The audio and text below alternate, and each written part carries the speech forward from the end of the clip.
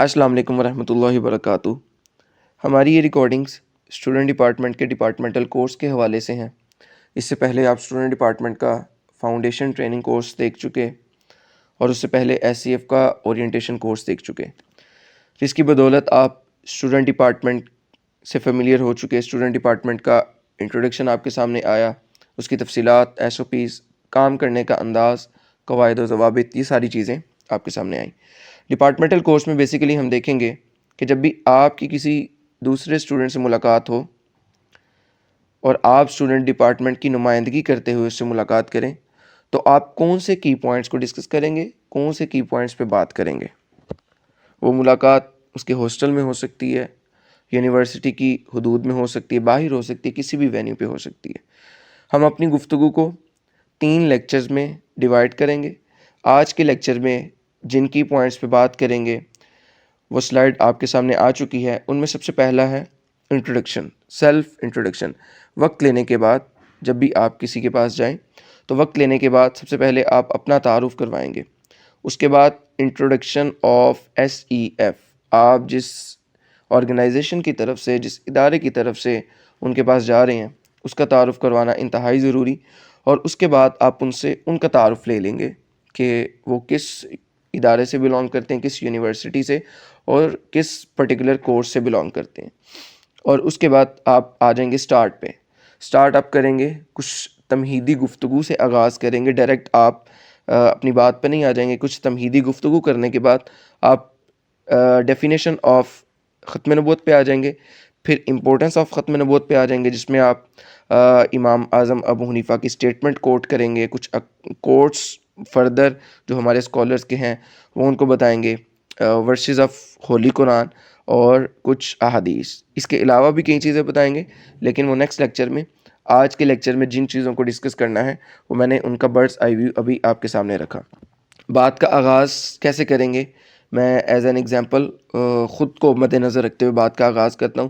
جیسے مجھے کسی سے وقت مل گیا گفتگو کا تو میں اسے اس طرح اپنا تعارف کرواؤں گا کہ عثمان جاوید نام ہے میرا، اور بیچلرز میرا کیمسٹری میں، SCF شبان ایجوکیشنل فورم کے ساتھ 2019 سے میری وابستگی ہے۔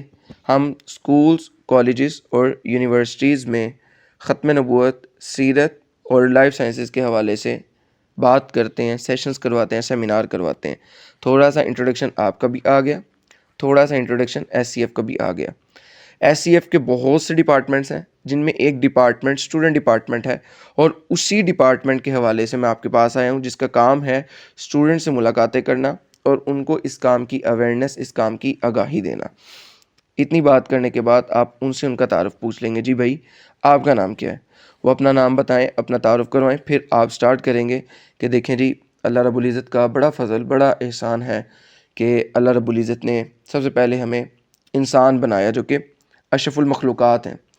انسان بنانے کے بعد اللہ رب العزت نے ہمیں ایمان والا بنایا، اور ایمان والا بنانے کے بعد ہمیں اللہ رب العزت نے آپ صلی اللہ علیہ وآلہ وسلم کا امتی بنایا۔ یہ اللہ کا اتنا بڑا فضل، اتنا بڑا احسان ہے کہ ہم اس کا اندازہ بھی نہیں کر سکتے، ہم اس کو امیجن بھی نہیں کر سکتے کہ آپ صلی اللہ علیہ وآلہ وسلم کا امتی ہو جانا یہ اللہ کا ہم پہ کتنا بڑا فضل ہے، کتنا بڑا احسان ہے۔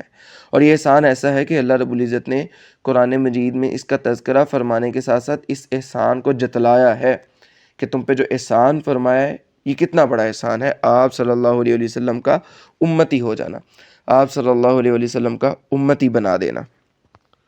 اور چونکہ اللہ رب العزت نے ہمیں ایمان والا اور آپ صلی اللہ علیہ وسلم کا امتی بنایا تو پیارے نبی سے، امام الانبیاء سے ہمیں کچھ عقائد ملے، کچھ تعلیمات ملی۔ ان عقائد میں سے ایک عقیدہ ہمیں ختم نبوت کا ملا۔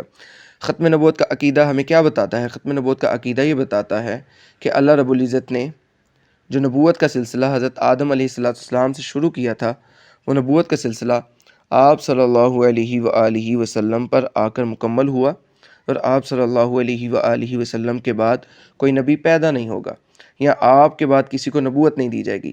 ہمارے معاشرے میں، سوسائٹی میں، ہمارے کیریکولم میں جو ڈیفینیشن ختم نبوت کے حوالے سے عام ہے وہ یہ ہے کہ آپ کے بعد کوئی نیا نبی نہیں آئے گا، لیکن اس میں کچھ گیپ، کچھ سپیس باقی رہ جاتی ہے، جس کی وجہ سے کچھ لوگ اعتراض کرتے ہیں کہ عیسیٰ علیہ السلام تو آئیں گے، تو اگر اس ڈیفینیشن کو ریفریز کر دیا جائے اس ڈیفینیشن کے ساتھ کہ آپ کے بعد کوئی نبی پیدا نہیں ہوگا یا آپ کے بعد کسی کو نبوت نہیں دی جائے گی، اور یہی کریکٹ ایکسپلینیشن ہے عقیدہ ختم نبوت کی in light of Quran and حدیث، کہ آپ کے بعد کسی نبی نے پیدا نہیں ہونا یا آپ کے بعد کسی کو نبوت نہیں دی جانی، تو اعتراض بالکل نہیں ہو سکتا۔ تو یہ عقیدہ ختم نبوت کی ڈیفینیشن ہے۔ اس کی اہمیت کی بات کریں تو یہ عقیدہ سارے دین کی اساس اور بنیاد ہے۔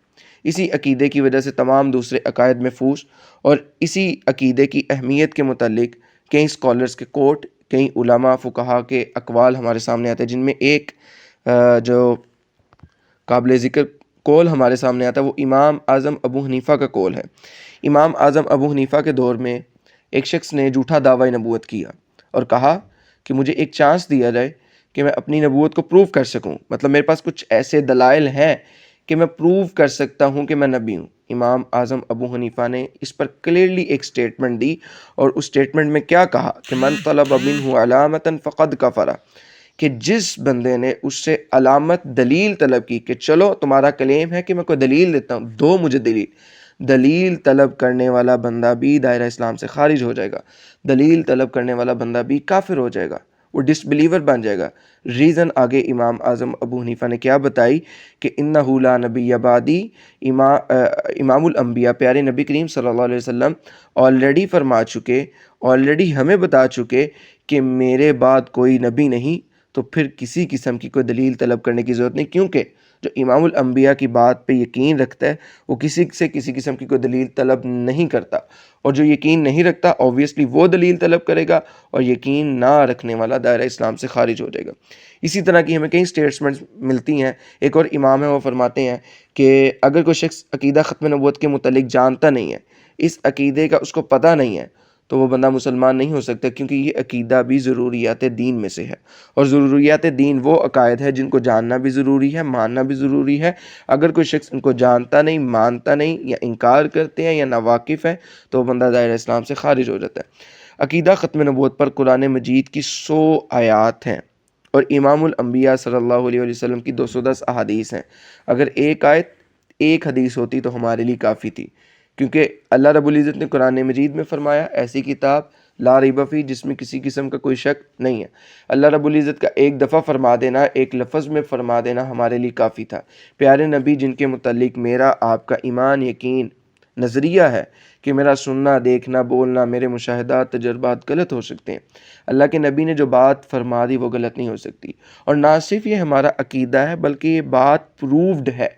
1400 سال تک پیارے نبی نے جو بشارتیں فرمائی، کو پیارے نبی کو مانتا ہے یا نہیں مانتا، لیکن اس بات کو ماننے پر مجبور ہے کہ وہ ساری بشارتیں، ساری وعیدیں، ساری پریڈکشنز جو پیارے نبی نے فرمائی وہ آج تک سچ ہوتی رہیں، اور ہمارا ایمان یقین ہے کہ وہ سچ ہو کے رہنی ہے۔ پیارے نبی ایک مرتبہ فرما دیتے ہم مان لیتے، لیکن اتنی کثیر تعداد کا آنا اس عقیدے کی اہمیت کی طرف اشارہ کرتا ہے۔ کچھ آیات آپ کے سامنے رکھوں گا، کچھ احادیث۔ اللہ رب العزت نے فرمایا ما کان محمد ابا احد من رجالکم ولکن رسول اللہ وخاتم النبیین وکان اللہ بکل شیء علیما۔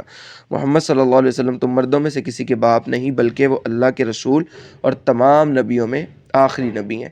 کلیئر انڈیکیشن ہے اس بات کی کہ پیارے نبی آخری نبی ہیں۔ پھر اللہ رب العزت نے فرمایا قل یا ایھا الناس انی رسول اللہ الیکم جمیعا، اے نبی ان سے کہہ دیجئے تم سب کی طرف اللہ کا رسول بن کے آیا ہوں۔ پھر اسی طرح اللہ رب العزت نے قرآن مجید میں فرمایا وما ارسلناک الا رحمۃ للعالمین، کہ آپ صلی اللہ علیہ وسلم کو تمام جہانوں کے لیے رحمت بنا کر بھیجا گیا۔ اسی طرح کئی آیات ہیں الیوم اکملت لکم دینکم واتممت علیکم نعمتی ورضیت لکم الاسلام دینا۔ اللہ رب العزت اپنے نبی کو فرما رہے ہیں کہ آج تم پر دین مکمل کر دیا اور تمہارے لیے اپنی نعمت تمام کر دی اور تمہارے لیے اسلام کو بطور دین پسند فرمایا ہے۔ اس کا مطلب کیا ہے؟ دین مکمل ہونے کا، شریعت مکمل ہونے کا مطلب یہ کہ اب فردر کسی گائیڈنس کے لیے کسی کے آنے کی ضرورت نہیں، فردر کسی قسم کی رہنمائی کی ضرورت نہیں۔ اب تمام تر کامیابی امام الانبیاء صلی اللہ علیہ وسلم کے دین، امام الانبیاء صلی اللہ علیہ وسلم کے طریقے میں ہے۔ اسی طرح احادیث کی طرف دیکھیں تو امام الانبیاء نے خود فرمایا لو کان بعدی نبی لکان عمر، اگر میرے بعد کو نبی ہوتے تو وہ عمر ابن خطاب رضی اللہ تعالیٰ عنہ ہوتے۔ اگر ان کو اتنے سٹیٹس، اتنے مقام اور اتنی اطاعت کے بعد بھی نبوت نہیں ملی، اللہ کے نبی کی اتنی اطاعت فرمانے والے، تو اس کا مطلب یہ ہے کہ کسی اور کو نبوت ملنا بالکل امپاسبل ہے۔ اسی طرح امام الانبیاء نے فرمایا علی میری اور آپ کی نسبت، میری اور آپ کی مثال بالکل ایسے ہے جیسے موسیٰ اور ہارون، وہ دونوں نبی بھی تھے، وہ دونوں بھائی بھی تھے، میں اور آپ بھی ویسے ہی ہیں، لیکن ہمارا ایک کنیکشن ہے کہ میں آپ کا بھائی ہوں، آپ میرے بھائی ہیں، ہمارے درمیان دوسرا کنیکشن نہیں۔ مفہوم بیان کر رہا ہوں، کیونکہ دوسرا کنیکشن کیوں نہیں؟ کیونکہ میرے بعد کوئی نبی نہیں، میرے بعد کسی کو نبوت نہیں دی جائے گی۔ اسی طرح امام الانبیاء نے خطبہ حجۃ الوداع کے موقع پر جبل رحمت پر میدان عرفات میں 1,44,000 آڈینس کی موجودگی میں فرمایا کہ یا ایھا الناس انہ لا نبی بعدی ولا امۃ بعدکم، اے لوگو یاد رکھنا میرے بعد کوئی نبی نہیں اور آپ کے بعد کوئی امت نہیں۔ اس سے اگلے لیکچر میں کچھ مزید احادیث اور ہم ڈینائرز کی بات کریں گے۔ آج کا ہمارا لیکچر یہیں وائنڈ اپ ہوتا ہے۔ جزاک اللہ۔